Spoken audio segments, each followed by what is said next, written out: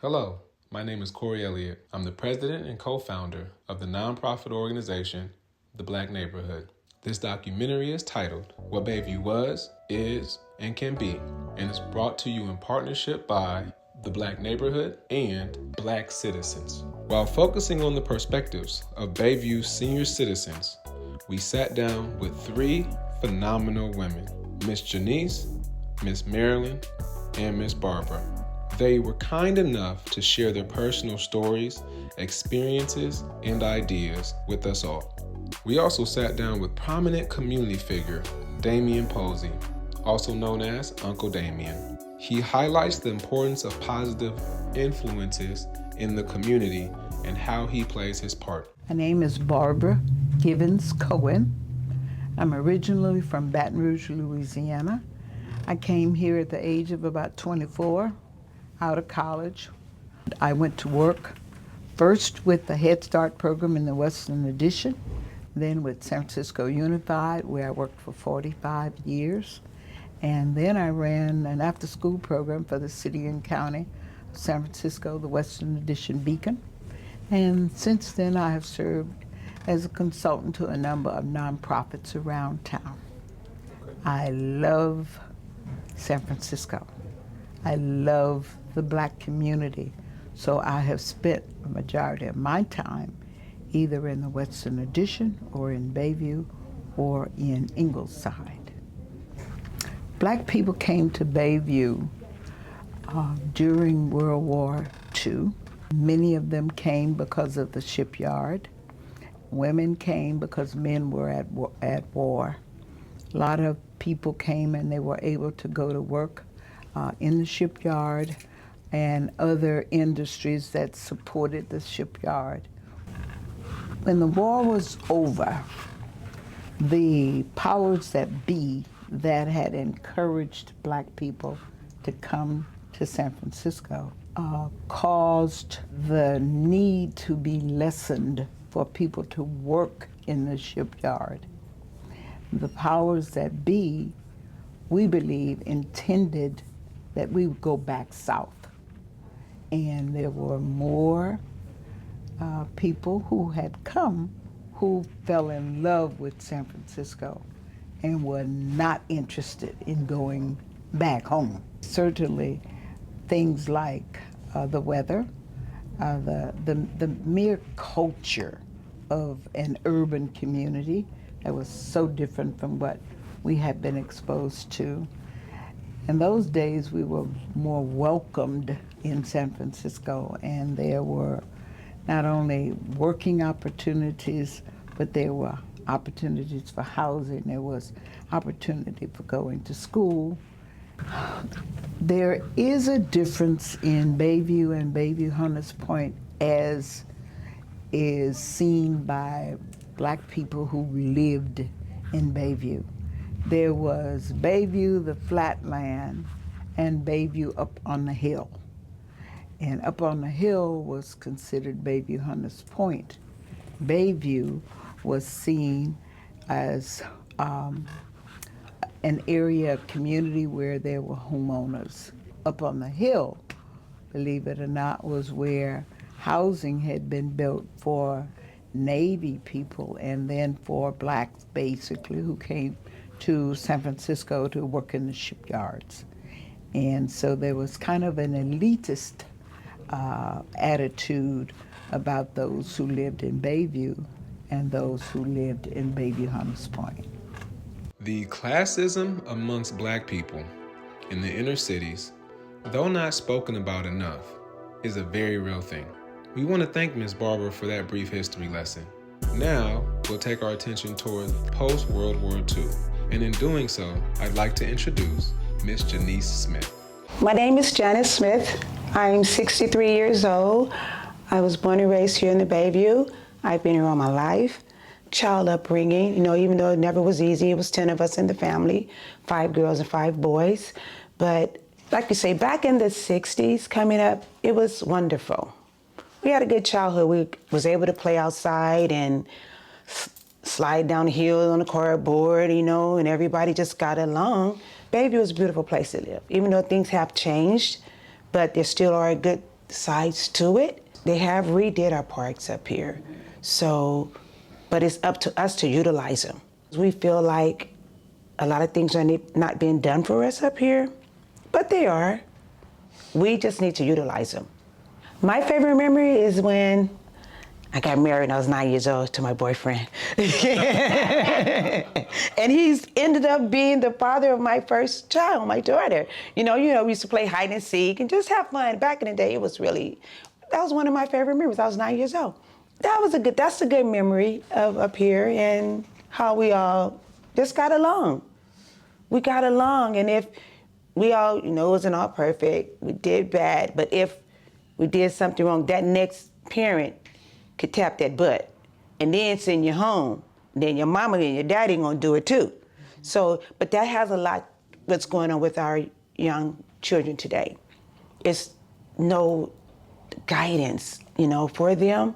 So we have to try to really come together as a community to try to help, because we can't fault their children, because if they didn't have the right upbringing, it's hard for them to do the right thing. Miss Janice pointed out the importance of community, or lack thereof. When the neighborhood is raised on the concept of it takes a village to raise a child, all children and all community members are better protected, supported, and encouraged to succeed and excel. Unfortunately, parents oftentimes have to work long hours and multiple jobs to meet their basic survival needs. This exposes the youth to more negative influence and temptations in the neighborhood, and makes it more challenging for our young people and our communities to strive for success. This next part is Miss Janice giving detailed advice to the youth, and I think everyone can find this useful, no matter the neighborhood or community. Don't get caught up in the wrong environment like I did.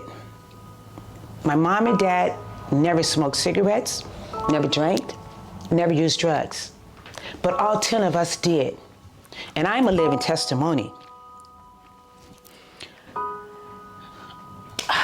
I was pronounced dead July 1st, 1990, behind crack cocaine, because I got into using crack when I was like 21, out of nowhere. But that was the epidemic that had hit back in that time. These are tears of joy, I'm not sad. And from 1981 to 1990, I used crack off and on. But God, when he brought me back, the paramedics were standing over me and told me I needed to go to the hospital. I said, no, I don't. And I lived on Osceola, right up here in Bayview. I said, I need to walk up the streets, get on my knees and pray. And I said 10 words. Heavenly Father, please take the taste of crack cocaine away. This July 1st, it'll be 34 years of me being clean. So if there's, to try to tell to the young people, the generation, if you put your mind to something, you can do it. Because this day and time, it's the fentanyl, it's the pills, it's that cough syrup. So the devil is still just doing his job, running our generation the way they tried for the crack pandemic. So this is a pandemic also. And it's hard for our children, especially if they didn't have the right upbringing, as Marilyn said earlier, with their mom and dad on drugs. That's all they see. But it's still a beautiful place here. Life is beautiful. And you have to realize that and just accept life with the good and the bad. And with the bad mistakes that we make, try to learn from them and make out good comes of it. Try to do it better. But yeah, just try not to deal with, don't get caught up in the peer pressure. Keep your mind and stay focused, because I got caught up but God brought me through. And here I am today. Yes, I'm here today. Yes, I am. We heard about Miss Janice's story, and now we want to speak more about how she views the Bayview today and in the future. Take a look at what she had to say. I see good things already in Bayview. It's getting better. It's getting better, because we do have activists that we're fighting. I'm an activist also up here on the Hill for our seniors and our residents. It's a challenge, but we're coming together, we're fighting for it. And I do see it's going to get better. This is $1 trillion view over here in Bayview. The view, you can see the Bay Bridge, you can see 101 down there. It's $1 million. Sometimes I just take pictures out my window of the sunset and the sunrise. That's how awesome it is. And that's what they're trying to take this hill from our community. But it's not going to happen. It's not going to happen. We're fighting for it because we do need a place that we can call our own. And I've seen it change over 3 different times from the old projects. Like now the sundial used to be Hilltop. It's wonderful here. It's wonderful. I wouldn't leave here for the world. I'll take it with the good and the bad. Because like you said, it takes a community. We all have to do it and put our minds and our hearts to it. And we are the most powerful race there is. They're afraid of us.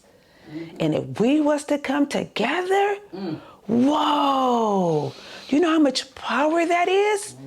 They still consider us as slaves. But we've come a long way. We have come a long way.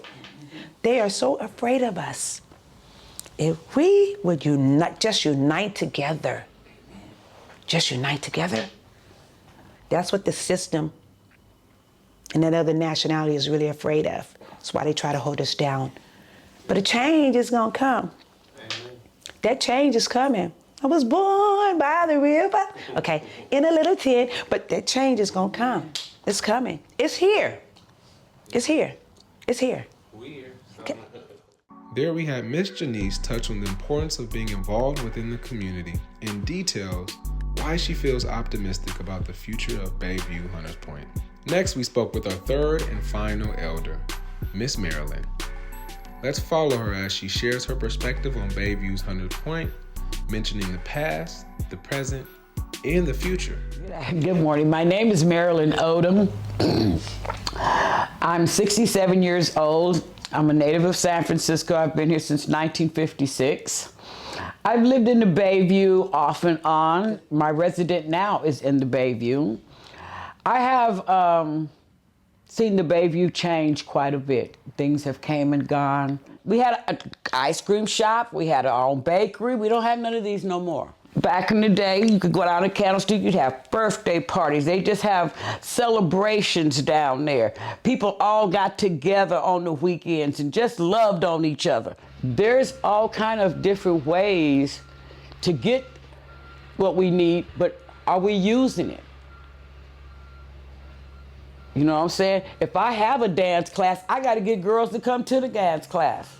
We got to get the mothers, the fathers interested in more than just themselves.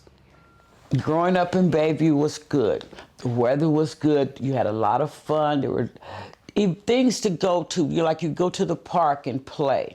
You didn't have all this, one side arguing with the other side. We didn't have that back then. People start thinking that this corner belonged to them or this part of town belonged to them. I feel like if we don't help our children to do better, to educate them with dance, little black girls need to be learning ballet, learn how to do film, make movies and stuff. Black kids need to be educated in those fields. We need to learn how to make our own, build our own cars like Elon Musk. He don't want to be the only one. We use our brains. We're the smartest people on the planet. Our black people believe this. What I'm telling you today, black people are the smartest people on this planet. If we really took the time and energy to put into ourselves, we could move a lot of stuff to change in the world. This next part of the project is where we ask Miss Marilyn how we need to prepare today's kids to one day become community leaders and successful elders who add value to Bayview Hunters Point. Check out what she had to say. It's like when you're young, you think young. And if you don't have a parent to take your young mind and move it in the direction or push you in the direction or just keep your mind focused on education. You know, we used to call my niece Backpack. She always had a bunch of books on her back. But she wanted something in life. She didn't want to be the dope fiend her daddy was and her mom. She didn't want to be the alcoholic her mother turned out to be. You know, it broke her heart as a child. See your parent, drunk on drugs. That's not a good look. When the teacher asks your parent to come to school because you the valedictorian, you know how bad that hurt? That hurts bad. But if you can give your child just enough to say, I love you, enough to say, I want better for my child. I want you to get a good education. I want you to take these books and do all you can. Take your last dollar and buy your kids some books and help them. Don't let your kids suffer. Don't let your kids suffer. That's wrong. Don't have children if you're not going to do the right thing with them, I say. And I'm not saying I was the best parent in the world, because God knows I wasn't. But I struggle all day, every day, pushing my kids towards, go get a job. Go get a job for you. You ain't getting it for me. I'm 67. I'm going to die one day. It's over. But you got your whole life in front of you. I tell the little kids on my block, God loves you. I love you. Your parents love you. Stop cursing. Stop arguing. Stop fighting. The world is too angry. We need to cut it out. You know what I'm saying? You argue and fight with people you don't even know. Let's love each other. Show some compassion. I don't have a good day every day. My body riddled with pain right now. But it's okay. If I can help somebody else, God knows I'm willing. I'm willing. I don't mind helping. Somebody helped me. Let me say that. Somebody helped me. Who helped you? Her name was Patricia Rios. Yeah, she helped me. She helped me to get a place to stay. When I got out of prison, I had nowhere to go. Okay? And she told me, she said, I know somebody, and we're gonna go fill out some, get a car.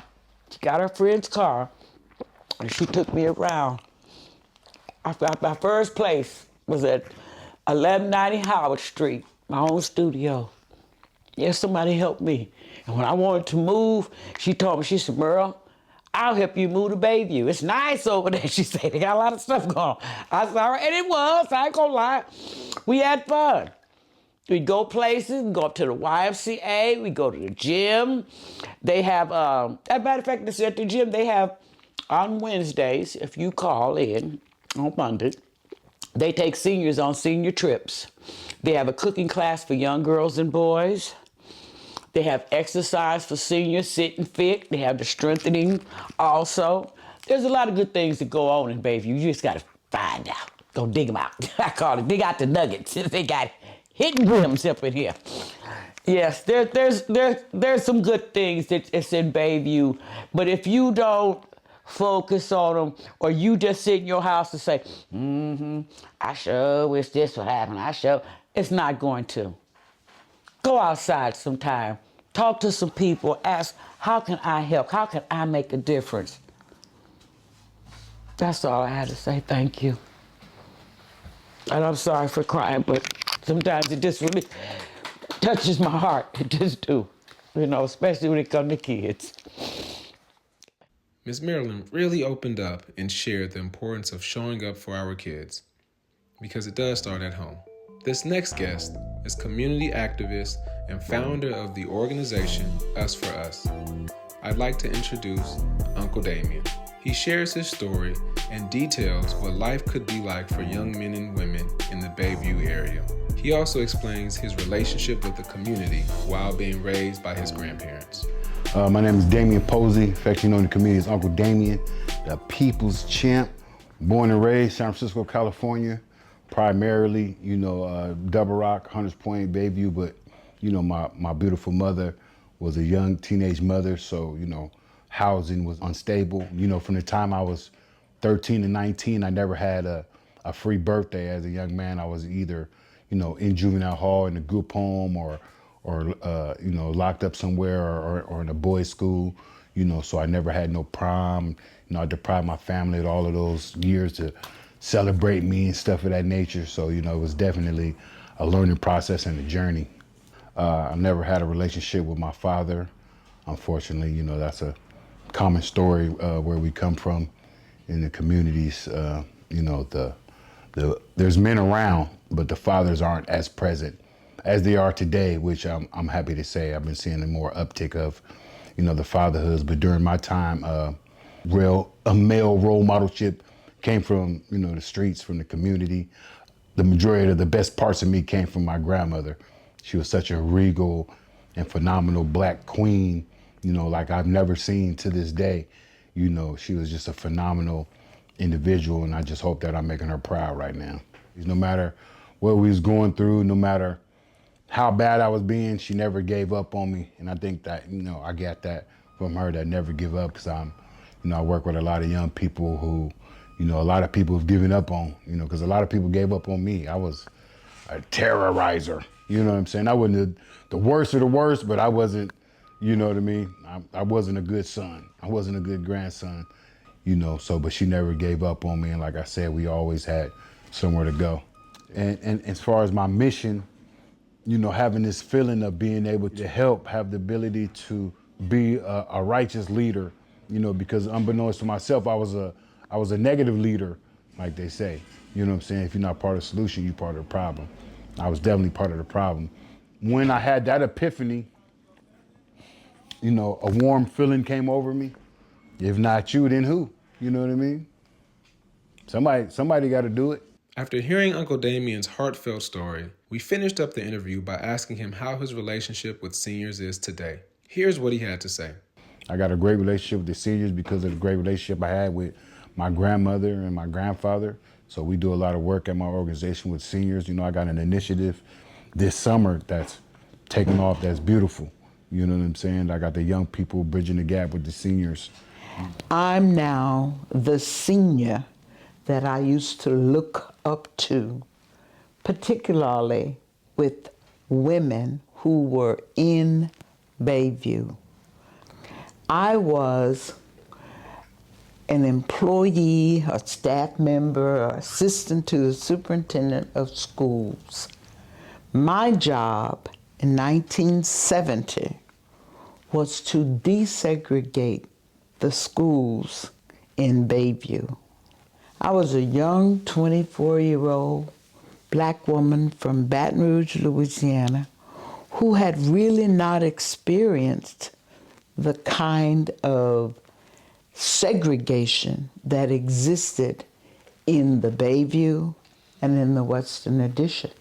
And I'm happy to say that I'm a resident of the George Davis Senior Facility, a program where I wrote the initial concept paper for George Davis for the idea of an aging campus that was his dream for Black people to be able to age in place in the community.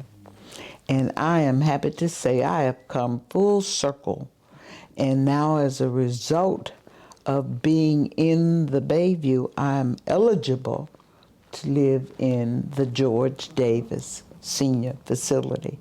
And I am now focusing on the needs of the senior community, not only in Bayview, but in San Francisco. I am a resident of Bayview. I intend to be actively involved in what happens not only with seniors in Bayview, but with every resident, particularly Blacks.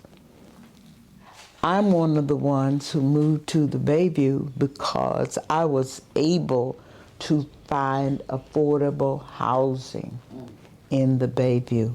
One of the things that draws a lot of people back to the Bayview now was this is the last bastion of maybe some affordable rental properties.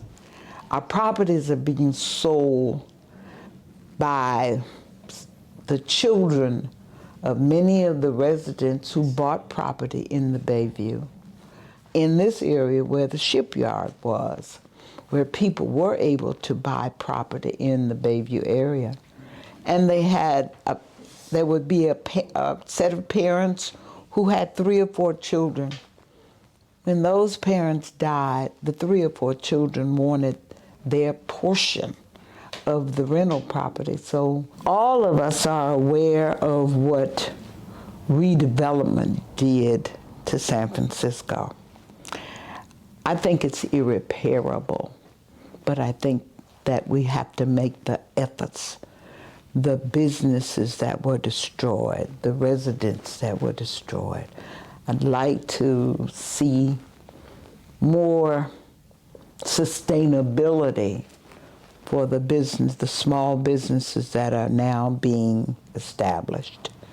I see the solution coming too is that they're trying to build Bayview back up because all along the shoreline here, boat lifts, more businesses down here to build Bayview back up the way it was so it could flourish again. And it'll be, make us proud, make you feel better about where you live at. It's just that we need to keep it in the forefront of people's minds. And they have great development going on. A lot of people are invested in Bayview. You know what I'm saying? They have a lot of families that have lived here generations. I think that we need to have a greater presence of blacks in terms of administrative positions, in terms of offices. We have a declining amount of representation in key positions. One of the reasons why I'm comfortable in the community is when I walk out of my door, I see people who look like me. That's hard to really find in San Francisco. And so one of the things that I am happy about is being able to relate to and with the people that I live with. We speak the same language. It's nice that we have a lot of people, black, who come from all over, and yet we have a common culture. San Francisco is a city that I believe does, in fact, love and appreciate its seniors more than probably any other age group. And there's money put into a number of senior centers. There are a lot of programs in the Bayview, but as someone said, you have to seek them out and get involved and stay involved. That's what I hope will happen. We thank you all for being a part of the audience and the community as we continue to share stories and highlight individuals in the Bayview area of San Francisco. Special shout out to the Bayview Opera House. It is a historical landmark, a community center, and a centerpiece of the community. Shout out to Black citizens for pushing this vision, providing the support for it, and for allowing us to use an endless amount of resources and their network in order to accomplish this documentary. I would like to personally thank everyone who has been involved, Justin behind the camera, Andrew Wallace for the support, and everyone else. There's a long list of people who have been phenomenal, and we would like to thank all of you for everything that you've done.